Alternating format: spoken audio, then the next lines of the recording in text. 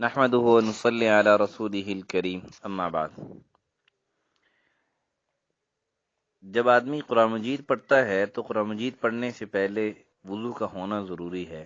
اسی طرح نماز پڑھتا ہے تو نماز سے پہلے اگر وضو کی حاجت ہو تو وضو ضروری ہے، اور اگر غسل کی حاجت ہو تو غسل ضروری ہے۔ تو سب سے پہلے ہم وضو کے متعلق سبق پڑھیں گے کہ وضو میں کتنے فرض ہیں، کتنی سنتیں ہیں، کتنے مستحبات ہیں، اور وضو کرنے کا طریقہ کیا ہے۔ تو سب سے پہلے یہ سمجھیں کہ وضو کے اندر 4 فرض ہیں۔ سب سے پہلا فرض ہے دونوں ہاتھوں کو کوہنیوں سمیت دھونا۔ دوسرا فرض ہے پورا منہ دھونا، یعنی پیشانی کی بالوں سے لے کر ٹھوڑی کے نیچے تک، اور ایک کان کی لو سے لے کر دوسرے کان کی لو تک درمیان پورا منہ دھونا۔ اور تیسرا فرض ہے چوتھائی سر کا مسح کرنا۔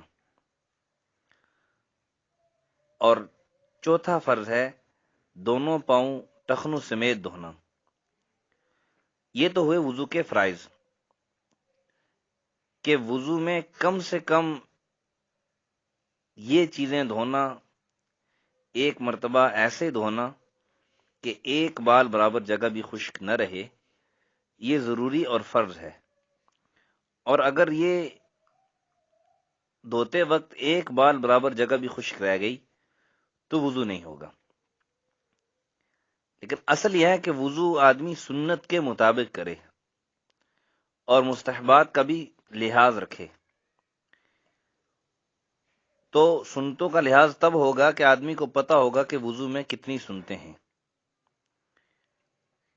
تو وضو میں 13 سنتیں ہیں۔ سب سے پہلے یہ کہ نیت کرنا۔ یہ یاد رکھیے گا کہ نیت پاکی حاصل کرنے کی نیت کرنا، نیت کے لیے زبان سے الفاظ کا ادا کرنا یہ کوئی ضروری نہیں ہے، صرف دل میں وضو کرنے کا ارادہ ہو۔ اور دوسری سنت ہے بسم اللہ پڑھنا۔ وضو کرنے سے پہلے بسم اللہ پڑھ کر وضو کرنا، کہ نبی پاک صلی اللہ علیہ وسلم کا مبارک ارشاد ہے کل امر ذی بال لم یبدأ فیہ بسم اللہ فہو اقطع واجذم۔ حدیث کا مفہوم یہ ہے کہ نبی پاک صلی اللہ علیہ وسلم نے فرمایا کہ کوئی بھی کام کرنے سے پہلے آپ بسم اللہ ضرور پڑھ لیں۔ تیسری سنت یہ ہے کہ پہلے 3 بار دونوں ہاتھوں کو کلائیوں تک دھونا، 3 بار، پھر اس کے بعد مسواک کرنا، چوتھی سنت ہے۔ پھر 5ویں سنت ہے 3 بار کلی کرنا۔ پھر اس کے بعد 6ٹھی سنت ہے 3 بار ناک میں پانی ڈالنا۔ پھر 7ویں سنت ہے اگر داڑھی ہو مرد کی، اور ظاہر سی بات ہے مرد کی تو داڑھی ہونی ہی چاہیے، کہ مرد کی اللہ نے زینت بنائی ہے، اور دنیا کے اندر سب سے خوبصورت ترین اور کامل ترین انسان حضرت محمد مصطفیٰ صلی اللہ علیہ وسلم نے داڑھی رکھی تھی۔ تو بہرحال مرد ہے تو داڑھی کا خلال کرنا، اور اگر عورت ہے تو اس کے لیے چونکہ داڑھی نہیں ہے تو خلال بھی نہیں ہے۔ پھر 8ویں سنت ہے ہاتھوں کی انگلیوں کا اور پاؤں کی انگلیوں کا خلال کرنا۔ پھر 9ویں سنت یہ ہے کہ ہر عضو کو، مطلب ہاتھ دھو رہے ہیں، بازو دھو رہے ہیں، منہ دھو رہے ہیں، پاؤں دھو رہے ہیں، ان کو 3 بار دھونا۔ اور 10ویں سنت یہ ہے کہ تمام سر کا مسح کرنا۔ مسح کہتے ہیں ہاتھ گیلا کر کے پورے سر پر پھیر لینا۔ اور 11ویں سنت ہے دونوں کانوں کا مسح کرنا۔ اور 12ویں سنت یہ ہے کہ ترتیب سے وضو کرنا، یعنی پہلے ہاتھ دھونا، پھر اس کے بعد مسواک کرنا، پھر کلی کرنا، پھر ناک میں پانی ڈالنا، پھر جو ہے داڑھی کا خلال کرنا، پھر اس کے بعد دونوں ہاتھ کوہنیوں سمیت دھونا، پھر اس کے بعد چوتھائی سر کا مسح کرنا، یہ پورے سر کا مسح کرنا، اور پھر اس کے بعد دونوں پاؤں ٹخنوں سمیت 3 مرتبہ دھونا۔ تو یعنی اس ترتیب سے ہی وضو کرنا۔ اور 13ویں سنت یہ ہے کہ پے در پے وضو کرنا، یعنی پے در پے کا مطلب یہ ہے کہ ایک وضو خشک ہوا نہیں تھا کہ دوسرا وضو بھی دھو لے، یعنی جب پورا وضو کر لے تو جو جو اعضاء اس نے وضو کے دھوئے ہیں یہ پورے اس وقت گیلے ہی ہوں۔ یعنی اس کا مطلب یہ ہے کہ یہ نہیں کہ ہاتھ دھو لیے اس کے بعد کافی دیر کھڑا رہا، اتنی دیر کھڑا رہا کہ ہاتھ خشک ہو گئے، تو ایسا کرنا یہ سنت کے خلاف ہے، وضو تو ایسے ہو جائے گا۔ اور وضو کے اندر 5 چیزیں ایسی ہیں جو مستحب ہیں، اور بعض علماء نے احادیث کے بنا پر، احادیث میں آنے کی بنا پر ان کو سنت بھی قرار دیا ہے کہ گردن کا بھی مسح کرنا اور وضو کے کام خود کرنا، دوسرے سے مدد نہ لینا، اور اسی طرح قبلہ رخ منہ کر کے بیٹھنا، اور اسی طرح پاؤں پاک اور اونچی جگہ پر بیٹھ کر وضو کرنا، یعنی پاک جگہ پر وضو کرنا۔ اور پھر وضو میں بعض چیزیں ایسی ہیں جو مکروہ ہیں، مثلا ناپاک جگہ ہے اس پر وضو کر رہا ہے، یا وضو کرتے وقت جو ناک میں پانی ڈال رہا ہے یا ناک صاف کر رہا ہے وہ دائیں ہاتھ سے صاف کر رہا ہے۔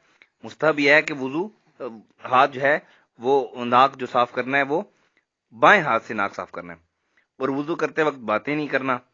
اور پھر چوتھی یہ ہے کہ سنت کے خلاف وضو کرنا یہ مکروہ ہے۔ اور پھر اس کے بعد جو چیزیں ایسی ہیں جن سے وضو ٹوٹ جاتا ہے، ان کا بھی پتہ ہونا ضروری ہے کہ ان چیزوں سے وضو ٹوٹ جاتا ہے۔ جیسے میں نے پہلے سبق میں عرض کیا تھا کہ ایک آدمی کو پتہ ہی نہیں ہے کہ میرا وضو ٹوٹ گیا ہے اور وہ نماز پڑھ رہا ہے، تو اس کی نماز کیسے ہوگی بغیر وضو کے؟ وضو تو اس کا نہیں ہے، لیکن اس کو مسائل سیکھے نہیں ہیں، تو سیکھے گا تو پتہ چلے گا میرا وضو کن چیزوں سے ٹوٹتا ہے۔ تو یہ چیزیں سمجھنے کی ہیں جن چیزوں سے وضو ٹوٹ جاتا ہے۔ تو یہ سمجھیں کہ 8 چیزوں سے وضو ٹوٹ جاتا ہے۔ سب سے پہلا یہ کہ پاخانہ یا پیشاب کرنا یا ان دونوں راستوں سے کسی اور چیز کا نکلنا، اس سے وضو ٹوٹ جاتا ہے۔